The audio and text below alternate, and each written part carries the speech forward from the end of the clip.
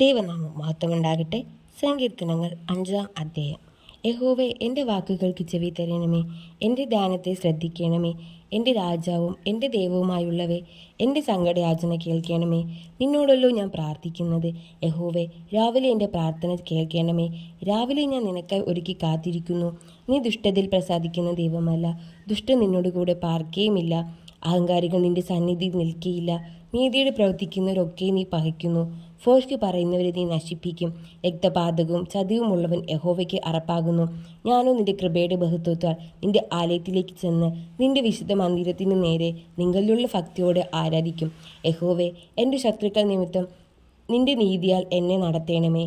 എൻ്റെ മുമ്പിൽ നിന്റെ വഴി നിരപ്പാക്കണമേ. അവരുടെ വായിൽ ഒട്ടും നേരില്ല. അവരുടെ അന്തരംഗം നാശകൂപം തന്നെ. അവരുടെ തൊണ്ട തുറന്ന ശവക്കുഴിയാകുന്നു. നാവ് കൊണ്ട് അവർ മധുരവാക്ക് പറയുന്നു.